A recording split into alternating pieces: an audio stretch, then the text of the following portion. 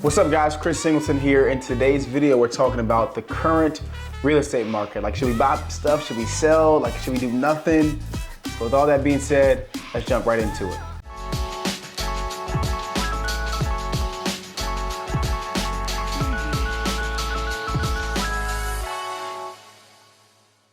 So the biggest question that people ask me right now is, Chris, are you still buying stuff? Like, are you still looking to buy stuff? Like, what are you personally doing? And me, yes, I'm definitely looking to continue to buy, only if I've got a great deal. Like, if the parameters don't change. Like, if you're a real estate investor, you're a real estate investor. Whether the market means you're buying at a 3% interest rate or that means you're buying at an 8% interest rate. Like, as long as the numbers work, then the deal works. It's all about cash flow. If I'm not cash flowing, I'm not buying the property. And so for me, I'm still buying. My interest rate now, it's about 6%. And then I'm still able to purchase things, right? And still have great cash flow and make at least 8% cash on cash return from my investment. So most of you all are like, hey, I wanna make this much from the stock market. We've seen this year has been a really, really rough year in the stock market, lots of red everywhere. And so for me personally, I say, okay, if I can make 8% in real estate, I know that it's pretty stable. I know I'm gonna have renters because everybody needs a roof over their head. I'd rather make 8% than lose 15% in the stock market or lose 10%. It doesn't mean I don't invest in stocks. I do, of course. But for me, this is my safe investment of having an asset that I can go to, that I can touch, and I have renters paying my rent every single month. Does that mean that we won't have months that renters don't pay? No, that's normal, especially in a recession. Like, you need to have cash reserves. But for me, this is my safe play, and I have enough reserves where if the worst thing ever happened, I didn't have one tenant pay their rent, I would be okay. So I'm personally still buying, but I have to buy at a great rate, and I'm not seeing that in a lot of deals. Right now in the current market, you have the seller. The seller has been seeing all their friends, all their grandparents sell their house and get prime top dollar for their house, right? And so then you have the normal person, the normal person that's selling their house right now. Well, they're not gonna be able to get top dollar. I believe that the market peaked June of 2022. That's when you should have sold your, if we were talking about the stock market, it was going up, in the housing market right then in June 2022, boom, that's when it started to take a downturn.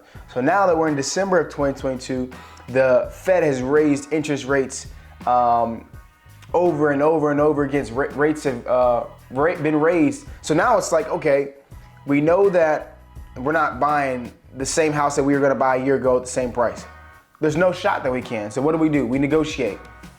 For me, I don't buy anything at MSRP. I don't buy anything for list price. I'm not doing that to begin with. So why would I do it if we're headed into a recession?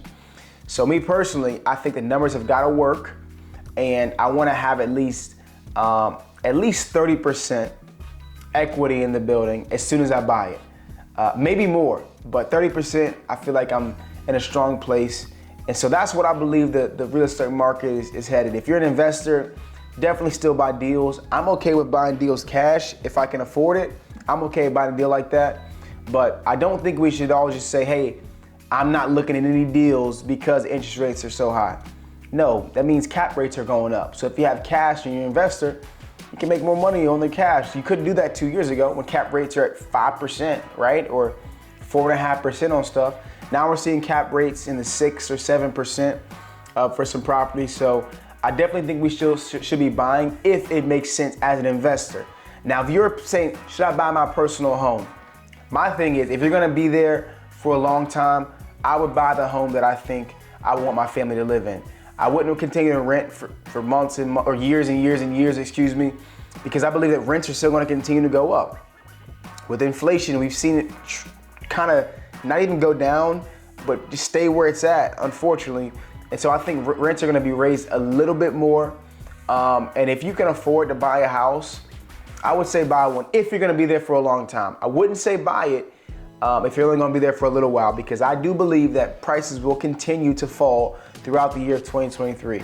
So in all, I believe my update on this housing market is, if you're an investor, still be an investor. Don't run because interest rates are high.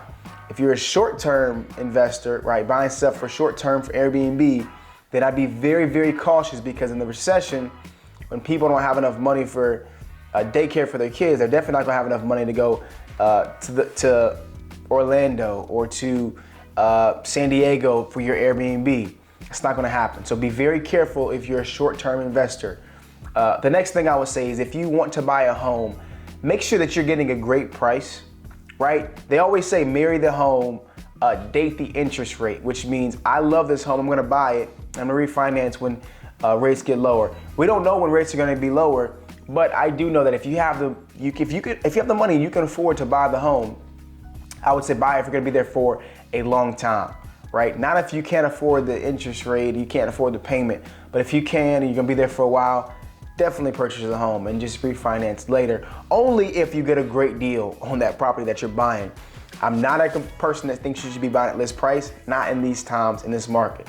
So we're up and down, but I think ultimately real estate has always been an asset that you can hold on to. It's appreciated over time. And for me, my rent's coming in every single month. I get about $11,000 in net cash flow from my real estate, which allows me to kind of have peace of mind and know that even if the worst thing ever happened, I'm never in the negative on any of my properties. I'm always cash flow positive. And so investors, keep investing, but be smart. The market is going down, so make sure you're buying at a great price. The most important thing that I've learned so far in this real estate market for me is I'm an investor. I have 6 loans in my name. So I have 15 properties, but we own 9 of those properties outright, which means we have 6 properties that have a loan on them. They have a mortgage on them. We make payments on 6 of our 15 properties. Now, if you ask me, that's pretty good. We have 9 properties that are paid off, and then we have 6 that aren't. But I just realized something. Because I'm so young, because I'm consistently buying real estate, creditors are always pulling my credit when I'm about to get a loan, which means that my credit score is below 720. I believe my credit score is like a 708 at this time. And so what I've had to do is I've learned the hard way that if you want to have more than 6 mortgages in your name, then you can't have a credit score below 720. If you want to have 7 or more mortgages in your name, I believe you can only get 10 in your personal name. But if you want to have more than 6, right, so 7, 8, 9, or 10, you have to have above a 720 credit score. Now for me, I could just pay off one of my credit cards. I believe they said that I owed like, $400 on my credit card. Well, my credit limit was like $30,000, so I don't understand why I had to pay that off if it was that small, but I did it anyway. I'm doing that. I had to send a 0 balance statement to the mortgage broker, and then they can quickly shoot it up to Experian or Equifax, whoever it is that they have to shoot it up to, and then they can raise my credit score. My credit will be bumped, and hopefully I can get it above 720. But I'm learning all this now. I didn't realize this before. I thought I could get my 10 loans. My income is well above what it needs to be. My debt to income ratio is phenomenal. But because my credit score was below 720, with me being only 26 and consistently buying real estate, getting loans over and over and over again, they wanted to see above a 720. Now, is this a new rule? I don't know. Maybe it's a new rule. Maybe you guys can enlighten me, but I've never heard of this before until this moment that I'm going through this right now. Mortgage companies they're trying to tighten the ways that they can lend, but they're also trying to expand and have like a 3% the first year, 4% the second year, 5% the third, and then 6% the fourth year. Like they're doing all these different things with ARMs, adjustable rate mortgages, that they're trying to give people loans, but they're also, the underwriters are wanting to see different things. So it's really crazy in the mortgage industry right now, and I'm learning that firsthand when I'm trying to buy these 2 new duplexes for my portfolio. All right, so if you guys like this video, man, if you enjoyed me talking real estate through some of the numbers and what the real estate market looks like right now, make sure you guys like this video, comment so we can have some dialogue of what you think is gonna happen in the market, and smash that like button. So thank you guys again. God, love, peace.